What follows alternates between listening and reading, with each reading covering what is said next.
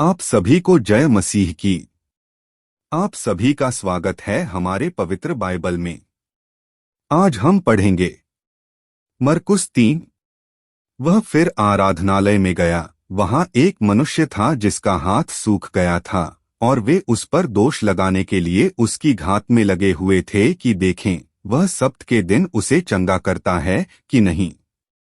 उसने सूखे हाथ वाले मनुष्य से कहा, बीच में खड़ा हो। और उनसे कहा, क्या सब्त के दिन भला करना उचित है या बुरा करना, प्राण को बचाना या मारना? पर वे चुप रहे। उसने उनके मन की कठोरता से उदास होकर उनको क्रोध से चारों ओर देखा और उस मनुष्य से कहा, अपना हाथ बढ़ा। उसने बढ़ाया और उसका हाथ अच्छा हो गया। तब फरीसी बाहर जाकर तुरंत हेरोदियों के साथ उसके विरोध में सम्मति करने लगे कि उसे किस प्रकार नष्ट करें। यीशु अपने चेलों के साथ झील की ओर चला गया, और गलील से एक बड़ी भीड़ उसके पीछे हो ली, और यहूदिया और यरूशलेम और इदूमिया और यरदन के पार और सूर और सैदा के आसपास से एक बड़ी भीड़ यह सुनकर कि वह कैसे अचंभे के काम करता है, उसके पास आई। उसने अपने चेलों से कहा, भीड़ के कारण एक छोटी नाव मेरे लिए तैयार रहे ताकि वे मुझे दबा न सकें, क्योंकि उसने बहुतों को चंगा किया था। इसलिए जितने लोग रोग ग्रस्त थे उसे छूने के लिए उस पर गिरे पड़ते थे। अशुद्ध आत्माएं भी जब उसे देखती थीं तो उसके आगे गिर पड़ती थीं और चिल्लाकर कहती थीं कि तू परमेश्वर का पुत्र है, और उसने उन्हें बहुत चिताया कि मुझे प्रकट न करना। फिर वह पहाड़ पर चढ़ गया, और जिन्हें वह चाहता था उन्हें अपने पास बुलाया, और वे उसके पास आए। तब उसने 12 पुरुषों को नियुक्त किया कि वे उसके साथ साथ रहें, और वह उन्हें भेजे कि वे प्रचार करें और दुष्टात्माओं को निकालने का अधिकार रखें। वे ये हैं, शमौन जिसका नाम उसने पतरस रखा, और जब्दी का पुत्र याकूब, और याकूब का भाई यूहन्ना जिनका नाम उसने बुनर्गिस अर्थात गर्जन के पुत्र रखा, और अंद्रियास और फिलिप्पुस और बर्तुल्मै और मत्ती और थोमा और हल्फाई का पुत्र याकूब और तद्दै और शमौन कनानी और यहूदा इस्करियोती जिसने उसे पकड़वा भी दिया। तब वह घर में आया, और ऐसी भीड़ इकट्ठी हो गई कि वे रोटी भी न खा सके। जब उसके कुटुंबियों ने यह सुना तो वे उसे पकड़ने के लिए निकले, क्योंकि वे कहते थे कि उसका चित्त ठिकाने नहीं है। शास्त्री भी जो यरूशलेम से आए थे यह कहते थे, उसमें शैतान है, और वह दुष्टात्माओं के सरदार की सहायता से दुष्टात्माओं को निकालता है।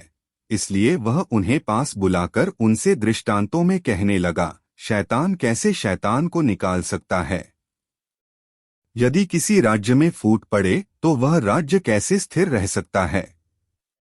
और यदि किसी घर में फूट पड़े तो वह घर कैसे स्थिर रह सकेगा?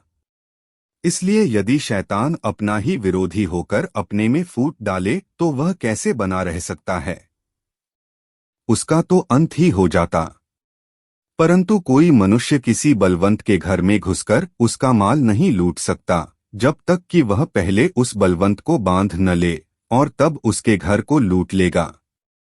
मैं तुमसे सच कहता हूं कि मनुष्यों की संतान के सब पाप और निंदा जो वे करते हैं क्षमा की जाएगी, परंतु जो कोई पवित्र आत्मा के विरुद्ध निंदा करे वह कभी भी क्षमा न किया जाएगा, वरन वह अनंत पाप का अपराधी ठहरता है। क्योंकि वे यह कहते थे कि उसमें अशुद्ध आत्मा है। तब उसकी माता और उसके भाई आए और बाहर खड़े होकर उसे बुलवा भेजा। भीड़ उसके आसपास बैठी थी, और उन्होंने उससे कहा, देख, तेरी माता और तेरे भाई बाहर तुझे ढूंढते हैं। उसने उन्हें उत्तर दिया, मेरी माता और मेरे भाई कौन हैं? और उन पर जो उसके आसपास बैठे थे दृष्टि करके कहा, देखो, मेरी माता और मेरे भाई ये हैं।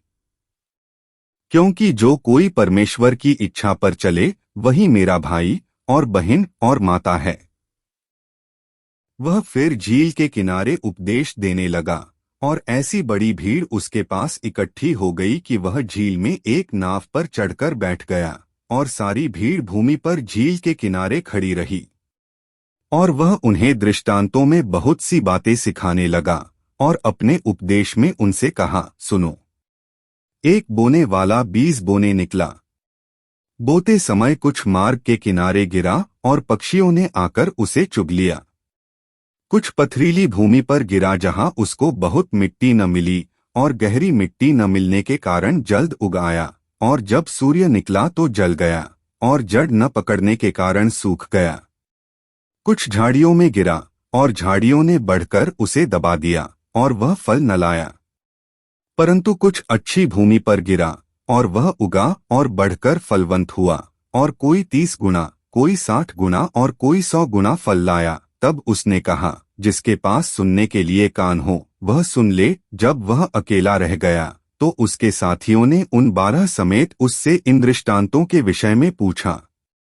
उसने उनसे कहा, तुमको तो परमेश्वर के राज्य के भेद की समझ दी गई है, परंतु बाहर वालों के लिए सब बातें दृष्टांतों में होती हैं, इसलिए कि वे देखते हुए देखें और उन्हें सुझाई न पड़े और सुनते हुए सुने भी और न समझें, ऐसा न हो कि वे फिरें और क्षमा किए जाएं। फिर उसने उनसे कहा, क्या तुम यह दृष्टांत नहीं समझते? तो फिर और सब दृष्टांतों को कैसे समझोगे? बोने वाला वचन बोता है। जो मार्ग के किनारे के हैं, जहां वचन बोया जाता है, ये वे हैं कि जब उन्होंने सुना तो शैतान तुरंत आकर वचन को जो उनमें बोया गया था उठा ले जाता है। वैसे ही जो पथरीली भूमि पर बोए जाते हैं, ये वे हैं जो वचन को सुनकर तुरंत आनंद से ग्रहण कर लेते हैं, परंतु अपने भीतर जड़ न रखने के कारण वे थोड़े ही दिनों के लिए रहते हैं। इसके बाद जब वचन के कारण उन पर क्लेश या उपद्रव होता है तो वे तुरंत ठोकर खाते हैं। जो झाड़ियों में बोए गए ये वे हैं जिन्होंने वचन सुना और संसार की चिंता और धन का धोखा और अन्य वस्तुओं का लोभ उनमें समाकर वचन को दबा देता है और वह निष्फल रह जाता है। और जो अच्छी भूमि में बोए गए ये वे हैं जो वचन सुनकर ग्रहण करते और फल लाते हैं, कोई 30 गुना, कोई 60 गुना और कोई 100 गुना। उसने उनसे कहा, क्या दिए को इसलिए लाते हैं कि पैमाने या खाट के नीचे रखा जाए? क्या इसलिए नहीं कि दीवट पर रखा जाए, क्योंकि कोई वस्तु छिपी नहीं, परंतु इसलिए है कि प्रकट हो जाए, और न कुछ गुप्त है, पर इसलिए है कि प्रकट हो जाए। यदि किसी के सुनने के कान हो तो वह सुन ले। फिर उसने उनसे कहा, चौकस रहो कि क्या सुनते हो। जिस नाप से तुम नापते हो उसी से तुम्हारे लिए भी नापा जाएगा और तुमको अधिक दिया जाएगा। क्योंकि जिसके पास है उसको दिया जाएगा, और जिसके पास नहीं है उससे वह भी जो उसके पास है ले लिया जाएगा। फिर उसने कहा, परमेश्वर का राज्य ऐसा है जैसे कोई मनुष्य भूमि पर बीज छींटे और रात को सोए और दिन को जागे, और वह बीज ऐसे उगे और बढ़े कि वह न जाने। पृथ्वी आप से आप फल लाती है, पहले अंकुर, तब बाल, और तब बालों में तैयार दाना।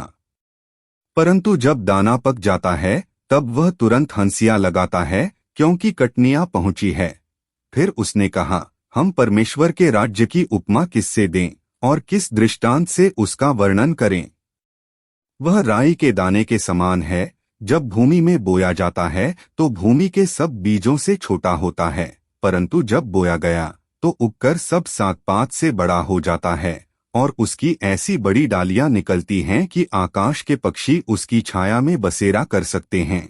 वह उन्हें इस प्रकार के बहुत से दृष्टांत दे देकर उनकी समझ के अनुसार वचन सुनाता था, और बिना दृष्टांत कहे वह उनसे कुछ भी नहीं कहता था, परंतु एकांत में वह अपने निज चेलों को सब बातों का अर्थ बताता था। उसी दिन जब सांझ हुई तो उसने चेलों से कहा, आओ हम पार चलें, और वे भीड़ को छोड़कर जैसा वह था वैसा ही उसे नाव पर साथ ले चले, और उसके साथ और भी नावें थीं। तब बड़ी आंधी आई और लहरें नाव पर यहाँ तक लगीं कि वह पानी से भरी जाती थी, पर वह आप पिछले भाग में गद्दी पर सो रहा था। तब उन्होंने उसे जगाकर उससे कहा, हे गुरु, क्या तुझे चिंता नहीं कि हम नष्ट हुए जाते हैं? तब उसने उठकर आंधी को डांटा और पानी से कहा, शांत रह, थम जा, और आंधी थम गई और बड़ा चैन हो गया। और उनसे कहा, तुम क्यों डरते हो? क्या तुम्हें अब तक विश्वास नहीं? वे बहुत ही डर गए और आपस में बोले, यह कौन है कि आंधी और पानी भी उसकी आज्ञा मानते हैं? आमीन।